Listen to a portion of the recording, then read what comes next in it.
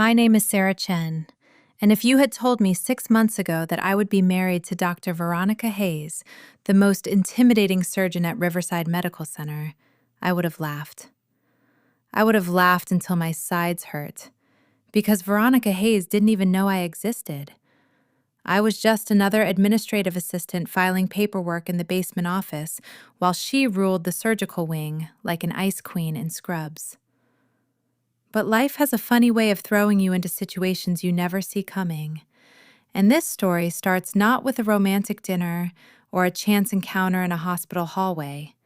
It starts with tequila, bad decisions, and a wedding chapel in Las Vegas at 2 a.m.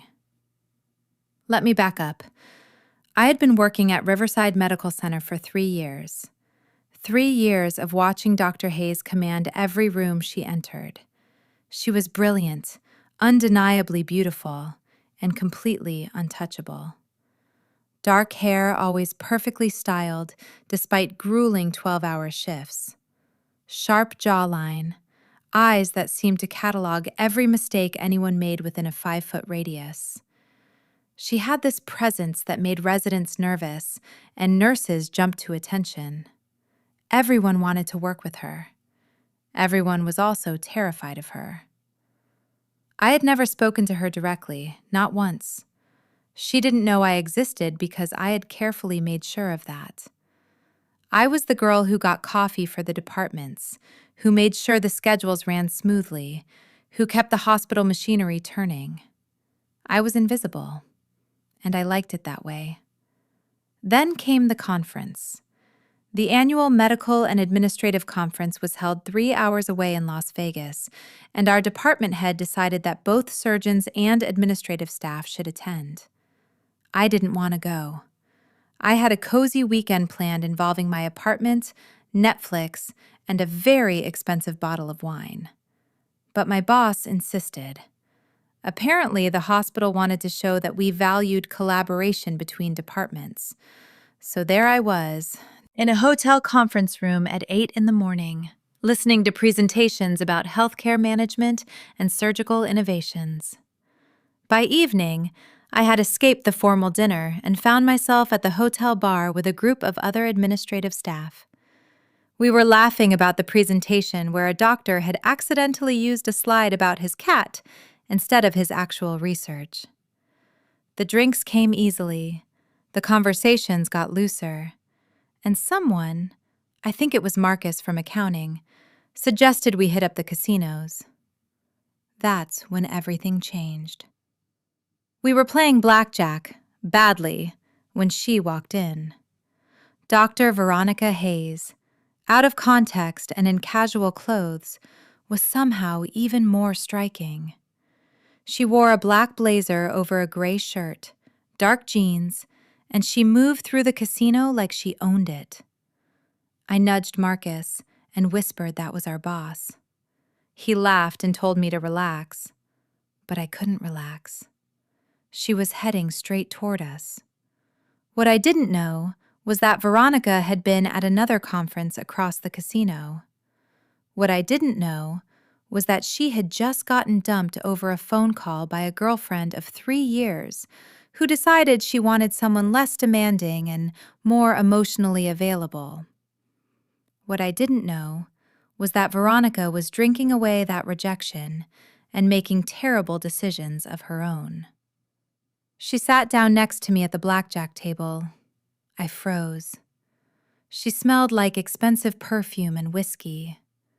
Up close, her eyes were not cold at all. They were green and tired and angry.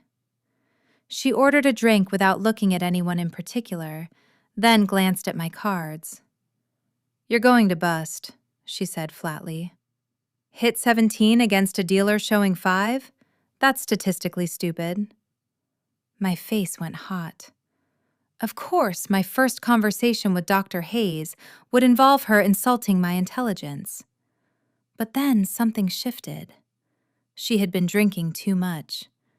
Her usually perfect posture was slightly slouched, and when she looked at me, there was something vulnerable underneath that sharp exterior.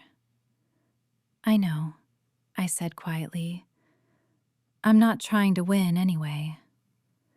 Something flickered across her face. Then why are you here? The question felt deeper than it should have been. Why are you? I asked back. She was quiet for a long moment, swirling her drink. Then she said, Bad day, bad year, bad relationship that ended today. She paused. I'm Veronica, by the way. I know, I said. I work at the hospital, in administration. I know, she said, and when I looked at her sharply, she continued. I've seen you. You're always busy, always focused. I've noticed you even if you haven't noticed me noticing. My heart did something complicated in my chest. The night got progressively blurrier after that. Veronica and I stopped gambling and moved to the bar. My friends had disappeared to other pursuits.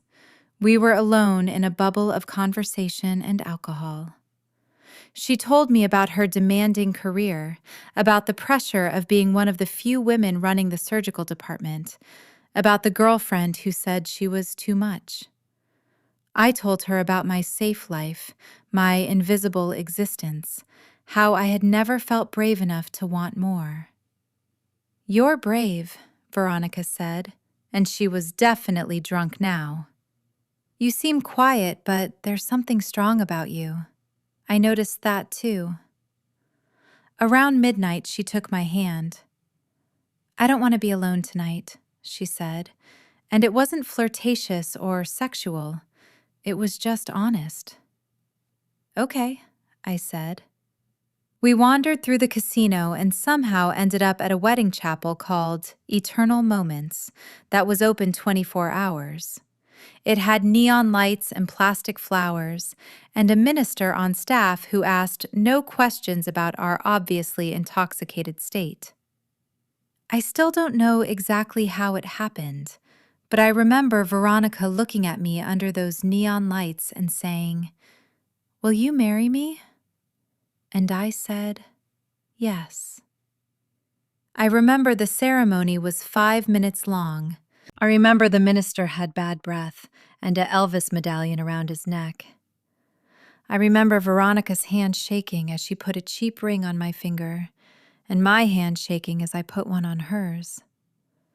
I remember kissing her because that's what you do at weddings, and she kissed back like she meant it. And then we got a room at the hotel and fell asleep watching bad television, fully clothed, just needing to not be alone. When we woke up the next morning, the first thing Veronica did was vomit. The second thing she did was see the rings on both our fingers. Her face went completely white. What did we do? She whispered. Sarah, what did we do? We didn't talk much on the drive back.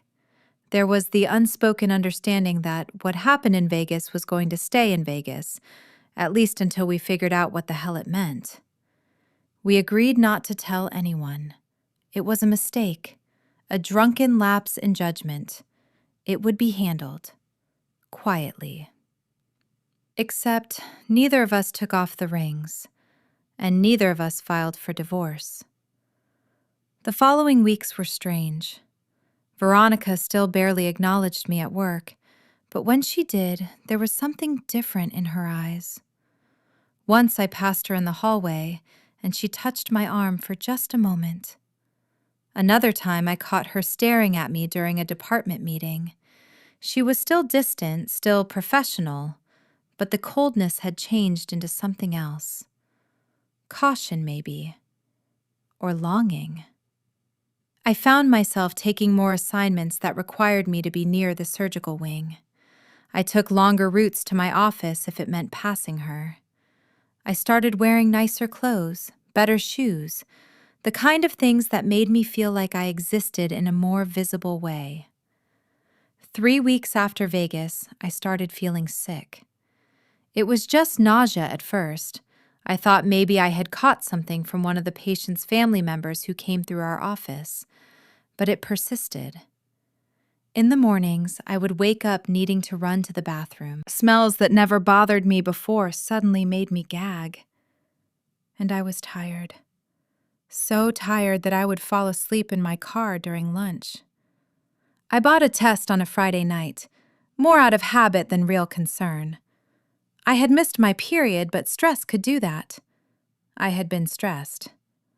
Veronica had never acknowledged what happened between us. She had never said anything about the rings we were still wearing. The weight of unspoken things was enough to throw anyone's cycle off. The test showed 2 pink lines. I sat on the bathroom floor of my apartment, staring at the stick in my hand, and I couldn't breathe. Pregnant. I was pregnant. With my cold alpha doctor wife's baby. A wife who didn't speak to me. A wife who had married me in a drunken haze and probably regretted it every single moment since. I called her at 2 a.m. I don't know why I did it. Panic, maybe? Or some desperate need to not be alone with this information. She answered on the second ring. "Sarah?" "I'm pregnant," I said. The silence on the other end was absolute. "You're what?" "Pregnant.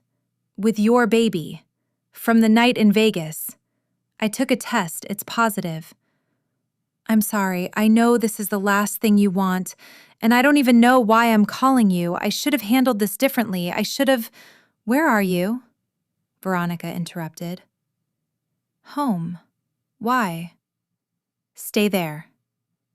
She was at my apartment 30 minutes later. She looked like she had thrown on whatever clothes were closest. Her hair was down, messy. She had no makeup on. She looked younger without all her armor on. I let her in and we stood in my small living room like we didn't know each other, which, in a lot of ways, we didn't. "Show me," she said finally. I handed her the test. She stared at it for a long time. "Okay," she said. "Okay, this is happening." "You don't have to be involved," I said quickly. "I know you didn't want this. You were drunk. We both were. I can do this alone. You can go back to your life and pretend none of this happened. I won't ask for anything. I won't tell anyone. You can divorce me and it will be like Vegas never—" "Stop," she said. "Sarah, stop. Just stop." I stopped. She sat down on my couch very carefully, still holding the pregnancy test.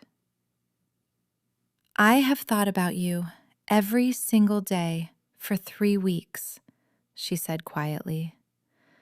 "Every single day, I have wanted to say something to you.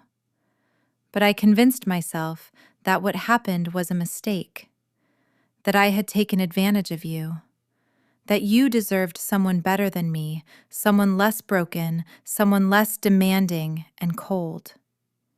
She looked up at me. Without the professional polish, without the surgical precision, she just looked sad. "But none of that has stopped me from needing you.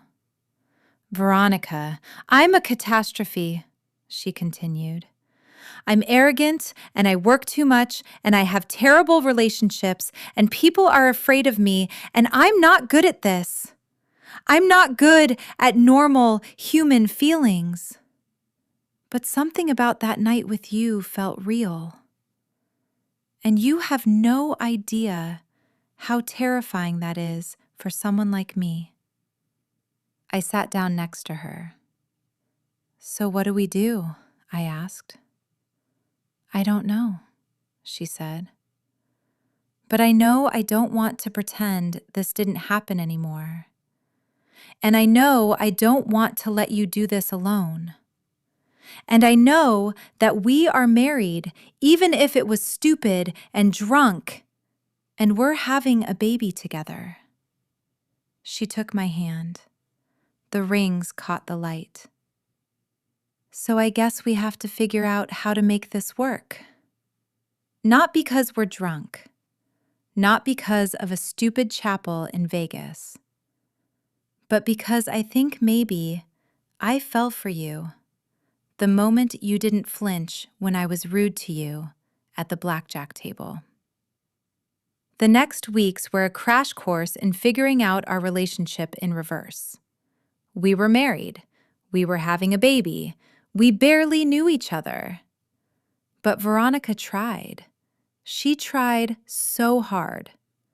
She started coming to my apartment on nights she wasn't on call. We would sit on the couch and she would tell me about her day, about the surgeries she had performed, about a difficult patient, about the weight of responsibility. And I would listen. I would ask questions. I would see the parts of her that she kept hidden from everyone else. She came to my first ultrasound. The technician showed us the baby, and Veronica's hand gripped mine so hard, I lost feeling in my fingers.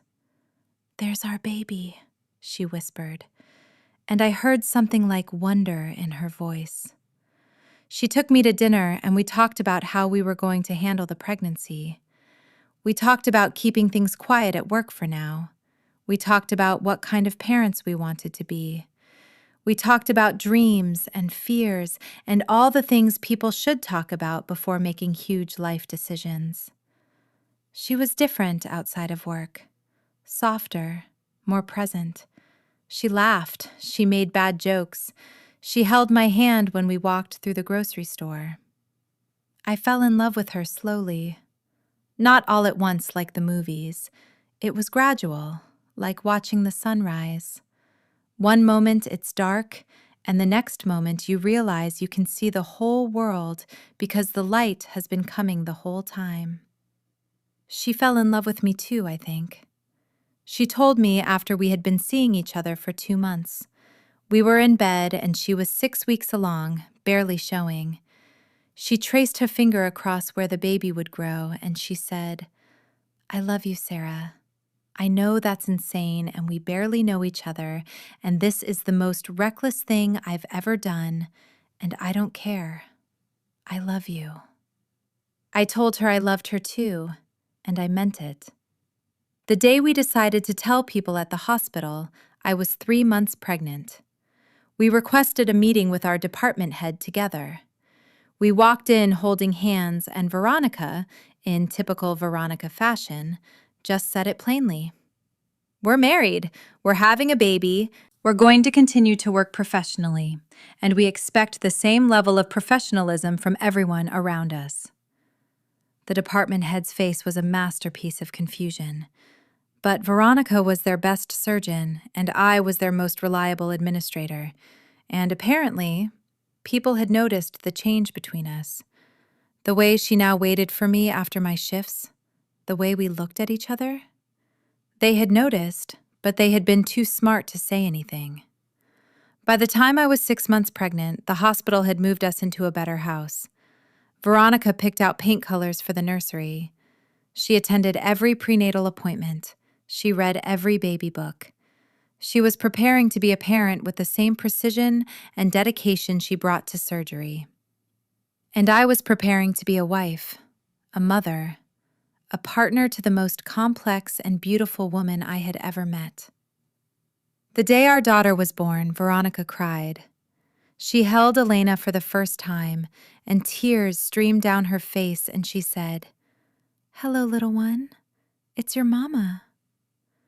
Later, when we were alone, she held my hand and she said, "I know we started this in the worst possible way, drunk and stupid and running from our own pain. But Sarah, I am so grateful for that night. I am so grateful for Vegas and that chapel and you saying yes to a question I had no right to ask." "Even though I said yes drunk too?" I asked. "Especially because of that," she said. "Because it means somewhere deep down, even intoxicated and impulsive, some part of you wanted to say yes to me." And that was the thing. Even now, sober and clear-minded, I would say yes again. 1,000 times over, I would say yes. The first few months with Elena were chaos. Veronica went back to work after 3 months, and I stayed home. There were moments when we both felt like we were failing. The house was messy. Neither of us knew how to function on 2 hours of sleep. We argued about parenting styles, and whether we should use a pacifier, and whether she should go back on birth control. But we figured it out. Slowly. Together. Veronica started saying no to extra surgeries so she could be home by dinner. I started a part-time remote position so I could be present but also use my brain. We hired a nanny for the days when we both had to work. We learned to ask for help. We learned to communicate instead of shutting down. She stopped being cold with everyone. Not completely. She was still formidable and brilliant and demanding. But there was warmth underneath it now. People at the hospital started calling her the surgeon who smiled. They didn't know she went home every day to a wife and a baby. They didn't know that the woman who had seemed so completely self-contained had opened her life up to someone else. I stopped being invisible. I started believing that I mattered, that my voice was worth hearing, that my existence meant something. One evening, about a year after Elena was born, Veronica sat down at the kitchen table where I was working on something for my job. She had a box in her hand. "What is this?" I asked. "Open it," she said.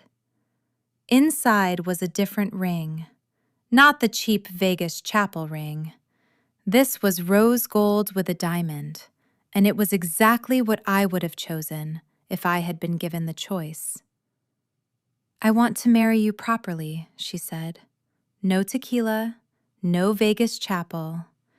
Just me asking you to be my wife because I chose you. Every single day, I choose you." I said yes. Again. We got married 6 months later in a small ceremony with Elena as our flower girl and the hospital staff who had become our friends as our guests. Veronica wore a suit and she cried during her vows.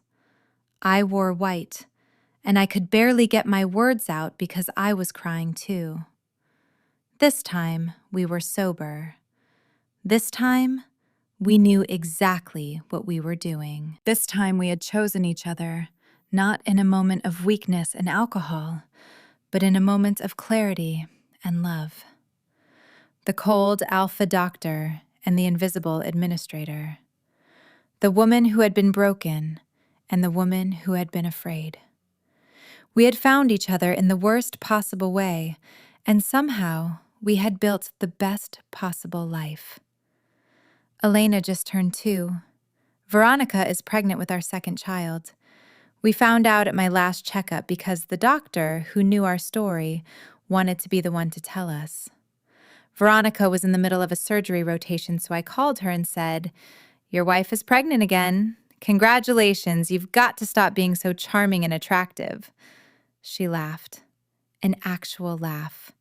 Not her cold, professional laugh. The real one that she only does with me. People ask us how we make it work, how we went from a drunken mistake to an actual partnership. And the answer is that we choose it. Every day. Even when it's hard. Even when we're both exhausted and we're covered in baby spit and we haven't had time for each other in days. We choose it because that night in Vegas, something real happened. Underneath the tequila and the bad decisions and the emotional wreckage, we recognized something in each other. We saw past the armor. And once you've seen someone that clearly, you can't unsee them. The cold alpha doctor wasn't cold at all. She was just scared. Scared of needing someone. Scared of disappointing them. Scared of letting anyone close enough to hurt her. And the invisible administrator wasn't invisible. She was just waiting for someone to actually look at her. To see her not as background noise, but as someone worth seeing. It took Vegas and tequila and a wedding chapel and a pregnancy to bring us together. But now that we're here, neither of us can imagine being apart. Sometimes Veronica catches me looking at her and she smiles. That smile is just for me. That smile says, "Remember that night? Remember how drunk and stupid we were? Best decision I never consciously made." And I smile back, because the answer is yes. Always yes. Even now, still yes. Especially now.